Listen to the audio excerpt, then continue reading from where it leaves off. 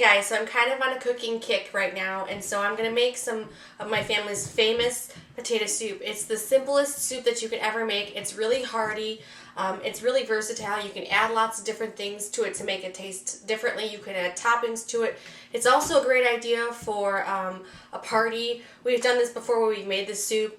We put it in a crock pot, and then we put all these little fixings on the side so that you can kind of add different things to it. And it's a really easy way to serve a lot of people at a party. So the ingredients that you're going to need, the first thing is chicken broth. And so I just have Swansons Chicken Broth. This one's the 100% fat-free, 33% less sodium. And this is the 48-ounce size.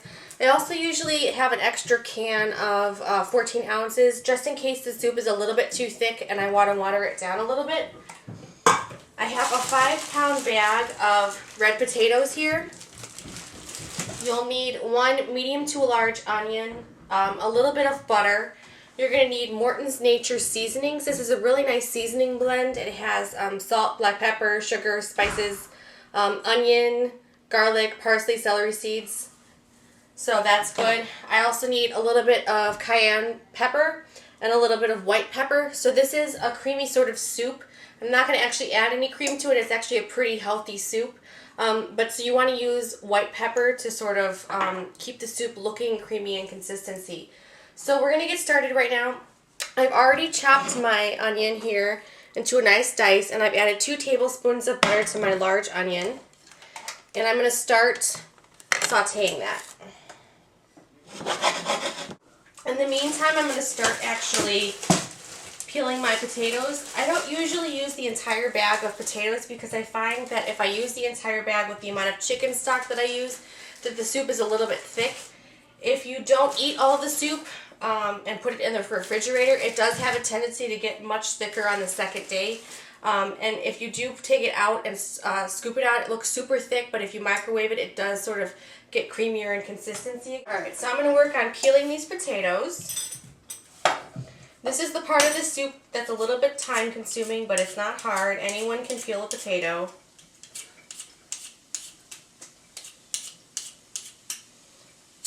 You want to do this right before you're going to make the soup because potatoes do oxidize and they can have the tendency to get brown, so you don't want that to happen. I'm just going to keep the potatoes that I slice either on a plate or in a bowl off to the side until I'm done. And then I'll cut them into smaller pieces because they'll actually cook faster if you cut them into smaller pieces. You don't want your onions to get burnt or have too much flavor. Basically, you're just lightly sauteing them, or what's the word? You're just basically going to cook them until they become a little bit translucent.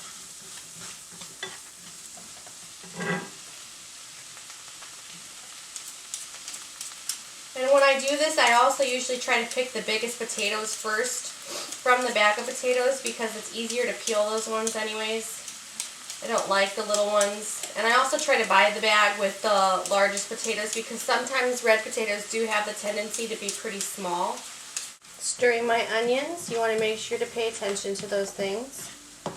I have the terrible tendency to sometimes burn the onions because I kind of walk away and then I forget, and that's never a good idea. Alright, so I've peeled all the onions that I think I'm going to use. I've left maybe 3/4 of a pound left in the bag. So I'm going to cut them up into pieces. Probably about that big is how much I'm going to leave. Alright. Now the pot that I'm using is just a large stainless steel pot. So some of the fixings that I'm talking that you can put in the soup, chives, green onion, cheese is fantastic, bacon pieces, a dollop of sour cream, something spicy like jardiniere, or you could even put like vegetables in it. Whatever basically floats your boat. So I'm going to take this large can of, or box of chicken stock or chicken broth, whatever it is that you prefer to cook with. And I'm going to cover the potatoes. Okay.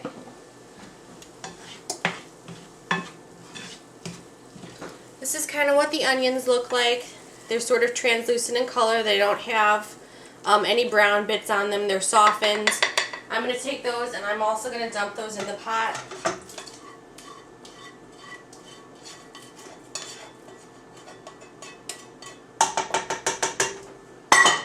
Stir that around a little bit, and then I'm going to put the large pot on the stove. I'm going to turn it to medium-high. We're going to bring it to a boil. And now what I'm going to do is add a little bit of seasonings. So I'm going to take this Morton's Nature Seasoning, and I'm going to add 2 teaspoons of this.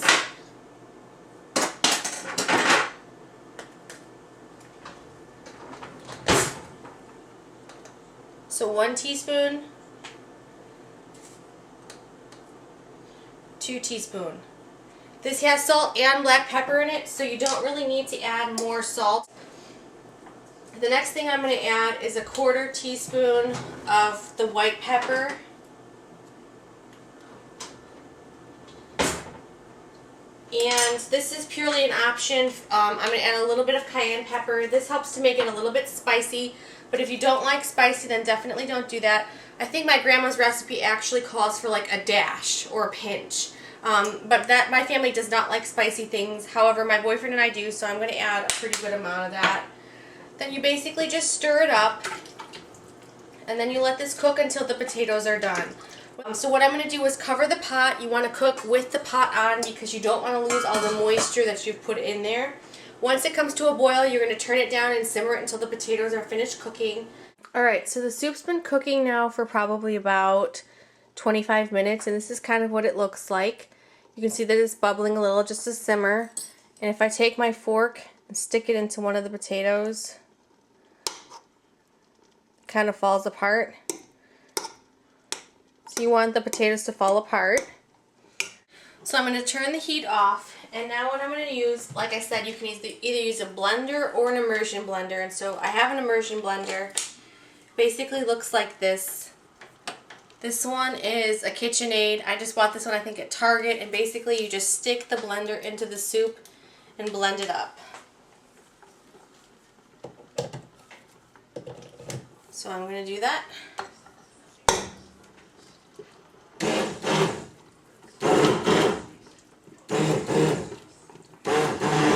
If you have one of these, you want to make sure to keep it actually sunken into the pot, otherwise you'll splatter yourself. I like the soup to be pretty smooth, but if you like little chunks, you can definitely leave it chunky if that's what you like. I am going to add the second little can of chicken stock just because I feel like the soup's a little bit thick. So I blended it up, and this is kind of what it looks like in the pot. I can show you. It's kind of what it looks like in the pot.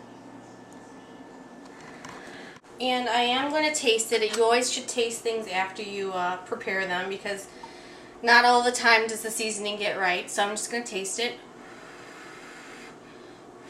And it's really hot, so I don't want to burn myself.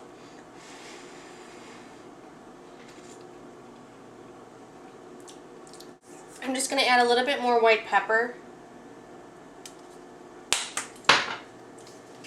And a little bit more of Morton's Nature Seasoning, just sprinkling it over the top. I like my food pretty peppery, so you know, it's really to taste how much you want to go with adding the seasonings. Stir that up. Alright, so I'm just going to take a bowl and serve a little bit out. So I'm going to take a little bit of cheese. I like sharp cheddar, so I've got some shredded cheddar. And I'm not going to make any bacon right now, but bacon would be fantastic cut up in this.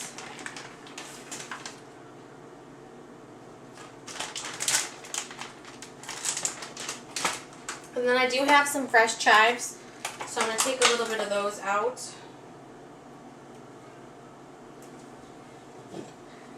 And I have some kitchen scissors, so that's a great way to cut fresh herbs like that in the kitchen. So I'm just going to take the scissors and cut them into little bits into the soup.